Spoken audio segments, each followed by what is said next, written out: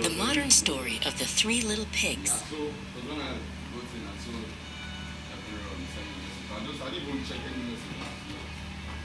In Perryvale, Ealing, where Art Deco glows, three sisters resided where the River Brent flows.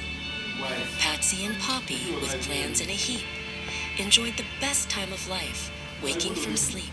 Their itinerary stated, build homes for the ages, but wisdom, like beauty, has variable stages. Then Petra appeared in her yellow adorn, initially energetic, though infantile and worn. Let's collaborate, Patsy requested with grace, but Petra was reluctant and hurried the pace. Her petulant nature was akin to a gale as she skipped past the shops in the heart of Perryvale.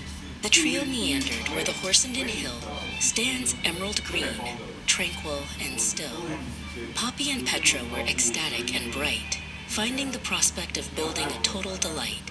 But Patsy was pensive, her mind on the task, with more serious questions she needed to ask.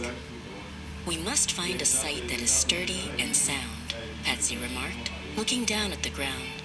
She sought out a plot near the Hoover's grand height, where the sun bathes the concrete in brilliant white light. But the others were eager to finish and play, longing to fritter their hours away. Young Petra was impulsive. Her logic was marred by thoughts of a house that she'd build in the yard. She chose a spacious pile of golden-hued straw. Despite Patsy's inquiry, she saw no fatal flaw. It's sufficient, she cried, with an egotistical flair, unaware that her dwelling was prone to despair. This grass is too fragile, Patsy tried to explain. It won't shield your head from the Perryvale rain. But Petra was stubborn. Her sibilant sighs proved she was deaf to the warnings of wise. She twisted the stems with a petulant hand, building a hut on the soft, sinking land. The straw house was finished, a golden-hued mound, with loose, dusty fibers all over the ground. Petra reclined with a jubilant grin, safe, so she thought, in her palace of thin. It looked like a haystack, quite quaint and bizarre, visible clearly from any passing car. Next, Poppy, in pink, didn't think twice at all, though her choice of materials was destined to fall. She gathered up sticks, quite lackluster and thin, to conceal herself safely and cozy within. This substandard timber was inferior wood, but Poppy assumed that it consequently stood. Petra assisted her sister with glee, dragging the branches from under a tree. These sticks are stupendous, young Petra declared, as the sisters' excitement was boisterously shared. They tied them with twine in a haphazard knot, ignorant of the precarious plot. The stick house was rickety, crooked, and mean, the flimsiest villa that Ealing had seen. Poppy was proud of her timber-framed nest, believing her amateur skills were the best. She hung up a lantern to brighten the gloom in her narrow and drafty, stick-cluttered room. But Patsy, distinguished in blue, was competent. She objected to shortcuts. Her time was well spent. The antithesis of lazy, she demonstrated skill, working day in, day out with an insistent will. This fortress is indispensable, Patsy reiterated, while her sister's erratic designs were overlooked. She mixed up the mortar, all thick, gray, and wet, the hardest of workers that you've ever met. Each brick was positioned with absolute care, as a scent of hard labor hung thick in the air. The walls rose up steady, majestic, and tall, to create a magnificent brick-fortified hall. Poppy and Petra came by for a peek, finding the brickwork too solemn and bleak.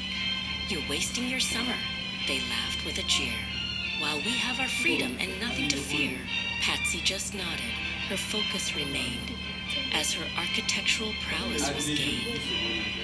Wendy the wolf, with a loquacious growl, began her relentless and hostile night prowl. She was incensed and livid, a creature of peril, with a scent for young pigs and a spirit quite sterile, an omen of dire and severe proportions.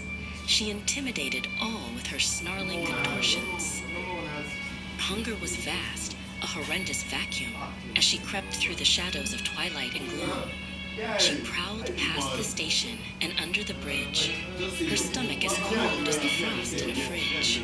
She spotted the straw house, so golden and bright, a beacon of hope in the gathering night. Wendy reached Petra's house on the verge of the park. Her fearsome bark was a cacophony in the dark. "Vacate this eyesore," she shrieked with an outrage, "or I'll sabotage your abysmal straw stage." With a huff and a puff, she obliterated the door, and Petra's lackaday home was no more.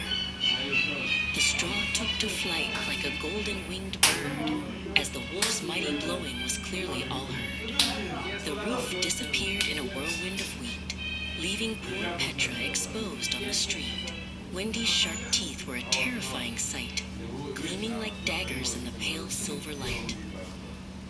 Petra, inconsolable, reduced to tears and dismayed, saw her frail straw house intentionally frayed. She fled to her sister, a fish out of water, as Wendy's incessant growl grew even hotter. "Oh, Poppy," she sobbed, "my dilemma is horrendous." "Quick, enter," said Poppy. "Our wood is stupendous." She reached Poppy's villa and slammed the wood tight, trembling with terror and shivering with fright. "Don't worry," said Poppy. "This timber is tough. The wolf cannot break it, however she'll puff." But the sticks started rattling, a bone-chilling sound, as Wendy the wolf came to circle the ground. But Wendy evaded no chance for a wreck. She followed the stench with a breath on their neck. To add insult to injury, she scolded and berated, as the sisters' security was exacerbated. "Your sticks are redundant," she cried, and they ceased, as the wolf's horrid power was sharply increased. She inhaled a great breath, her chest like a drum, as the end of the stick house had finally come. A huff and a puff, and a cacophony of cracks, as the branches gave way in the wolf's fierce attacks. The timber exploded, the twigs flew away, in a dismal and dusty and splintered display. Things went pear-shaped quickly, they faltered in fear, as the calm before the storm was no longer near. They dashed to Patsy's, their ultimate hope, on the brink of collapse, struggling to cope under no circumstances. Patsy cried from within, "Will I let that atrocious gray wolf win?" Patsy unlatched the heavy oak door, as her sisters collapsed on the cold kitchen floor. "You're safe now," she whispered. "This house is a rock. It can withstand the force of a tectonic shock." Poppy and Petra were breathless and pale, as the wolf reached the finest brick house in Perryvale. Wendy confronted the bricks, infuriated and irate. She refrained from no effort to seal the pig's fate. She huffed until crestfallen, her lungs in a vice, but the superior brick house was sufficiently nice. Her relentless puffing was all to no avail. Against Patsy's exemplary walls, she did fail. The wolf made a U-turn and gradually faded, while the sisters reconstructed the bond they had braided. "That's more like it," said Patsy. "Let's start from scratch." Now safe stands the wolf and a house they could patch.